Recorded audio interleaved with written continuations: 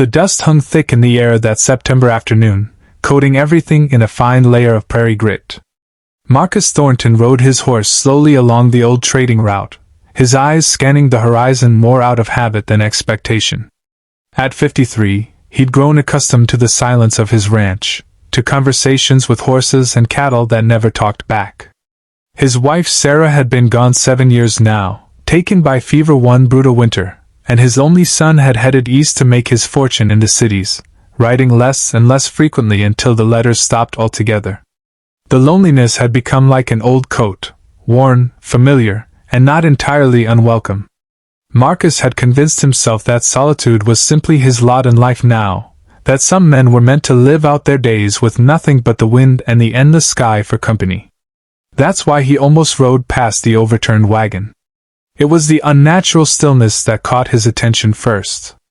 A broken wagon wasn't unusual on these trails.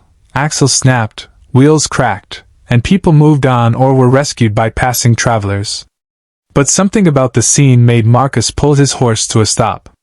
The wagon lay on its side like a dying animal, one wheel still spinning lazily in the breeze. Personal belongings were scattered across the ground, a trunk spilled open with clothes fluttering like prayer flags, a cooking pot dented and abandoned, a child's rag doll face down in the dirt. And then he saw her. She sat beside the wagon, small and still, her dark hair matted with dust and her dress torn at the hem. She couldn't have been more than 5 years old.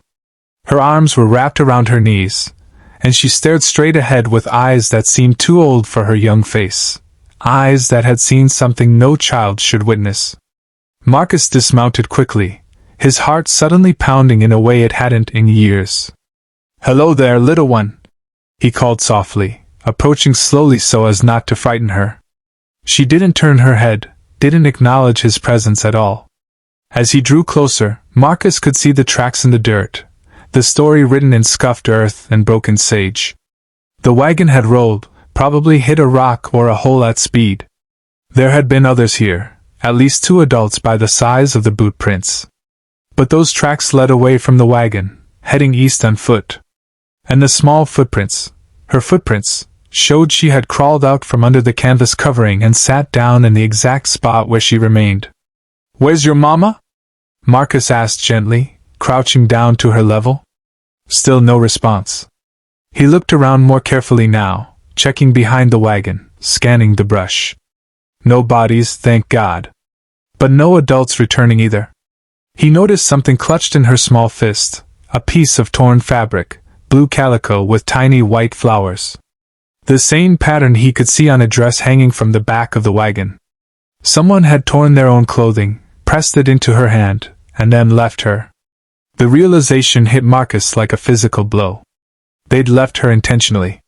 Whether they couldn't carry her where they were going or thought she'd be better off found by someone else, they had abandoned this child beside a broken wagon on an empty trail. "How long have you been sitting here, sweetheart?"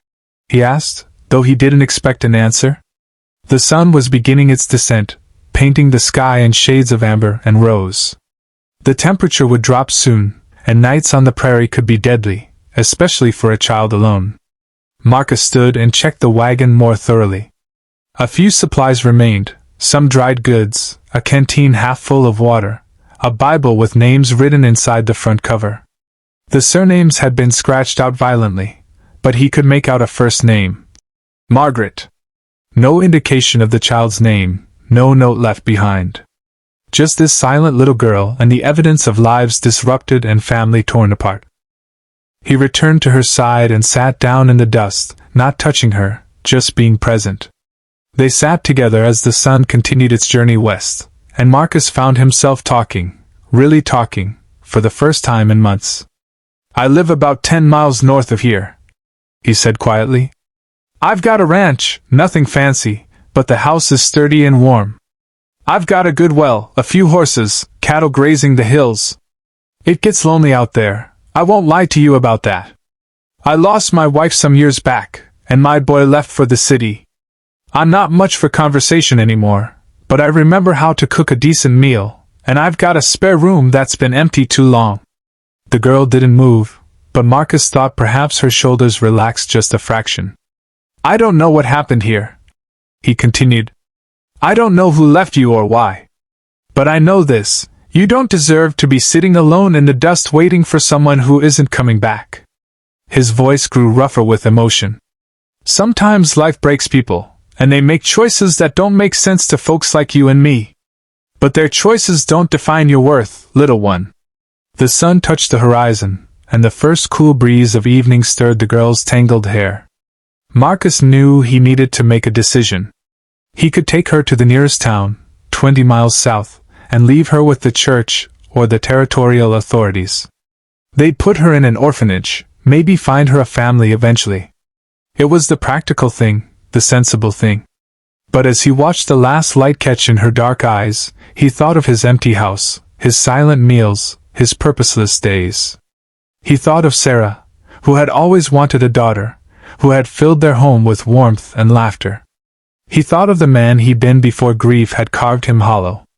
I'll make you a promise, Marcus said, standing up and brushing the dust from his pants. I don't know if you can hear me, if you're listening, but I'm going to say it anyway. I'm too old to be anybody's father again, and I'm sure I've forgotten half of what I knew about raising kids. But if you'll let me, I'd like to try. I'll give you a home, and I'll keep you safe, and I'll teach you everything I know about this hard, beautiful land. And in return, maybe you can remind me what it feels like to have a family. He extended his hand to her, palm up, waiting. In the fading light they made a strange tableau, the weathered rancher and the silent child, surrounded by the wreckage of her past and the uncertainty of her future. For a long moment, nothing happened. Marcus's arm began to ache from holding it extended, but he didn't lower it. He waited with the patience that years on the prairie had taught him, the understanding that some things couldn't be rushed. Then, slowly, the girl's small fingers uncurled from around the piece of blue calico. Her hand, tiny and dirty and trembling, reached out and slipped into his. Her skin was cold, but her grip was surprisingly strong. Marcus felt his eyes burn with tears he hadn't allowed himself to shed in years. All right then, he said, his voice thick. All right. I'll be your father, and you'll be my daughter, and we'll figure out the rest as we go. He scooped her up gently, and she didn't resist, though she remained rigid in his arms.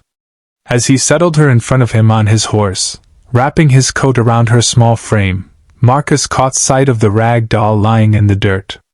He leaned down and retrieved it, placing it in her lap.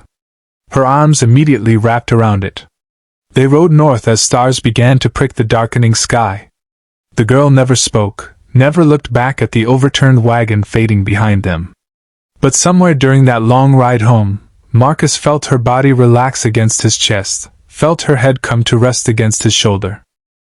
In the years that followed, Marcus would tell people that he'd found his daughter beside a broken wagon on the old trading route, and that she'd chosen to take his hand. He never elaborated, never explained the scars she carried or the nightmares that woke her in the dark.